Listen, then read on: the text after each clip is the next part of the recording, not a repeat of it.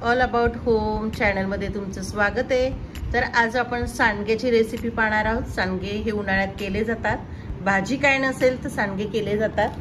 तर सांडग्यासाठी आपल्याला मटकीची डाळ लागते, ती अशा प्रकारे असते, त्याचं वरचं साल वगैरे काढलेलं असतं। तर ही डाळ मी ही डाळ 1 किलो घेतलेली आहे आणि त्यासाठी मी पावशर चणा डाळ घेतली आहे।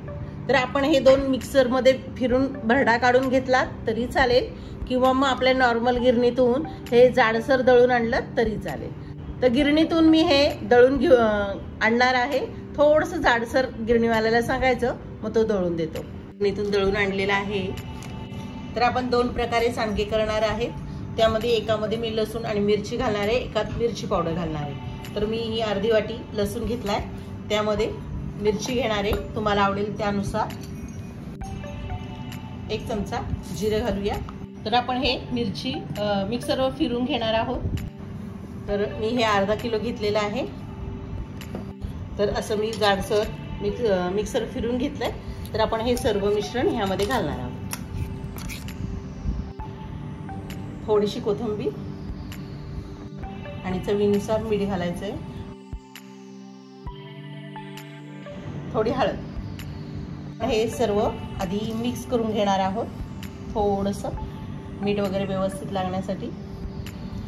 आपलं मिक्स करून झालंय। आता थोडं थोडं पाणी घालायचं आपल्याला आणि घट्ट असा गोळा मळून घ्यायचा आहे। तर हे सांडगे चवीला खूप सुंदर लागतात। ऐन वेळेला आपल्याला भाजी नसेल तेव्हाही सांडगे करता येतात। आपला घट्ट गोळा असा मळून झालेला आहे। तर हे छान आपण भिजत ठेवलं रात्रभर की छान फुललं जातं आणि सांडगे खूप छान होतात। तर आता हे मी एका पातेल्यात घालणार आहे।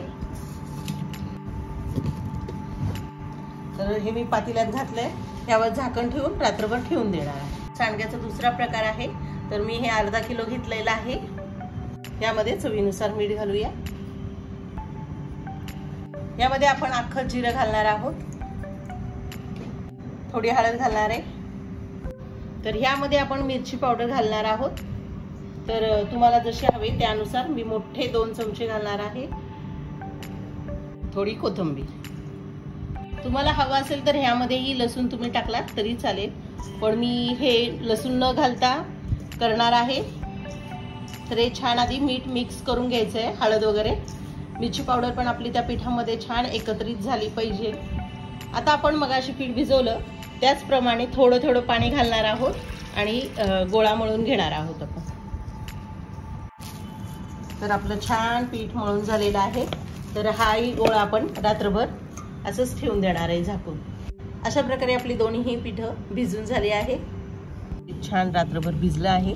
तर भिजलं थोडंसं पाणी घ्यायचं आपल्याला आणि त्याच्यावर असं हे करायचं आणि पीठ एकदा छान मळून घ्यायचं, कारण खूप घट्ट झालेलं असतं। जसं तुम्हाला घालायला हवंय त्यानुसार तुम्ही घेऊ शकता। अशा प्रकारे घ्यायचं आहे। हे हातामध्ये असं पीठ घ्यायचं आपल्याला, असा गोळा घ्यायचा आणि हे बोटांच्या आपल्या 4-5 बोटं अशी करून असं सांडगा घालायचं। ह्या बोटातून असा जे साईज तुम्हाला आवडेल त्यानुसार तुम्ही हे सांडगे घालू शकता।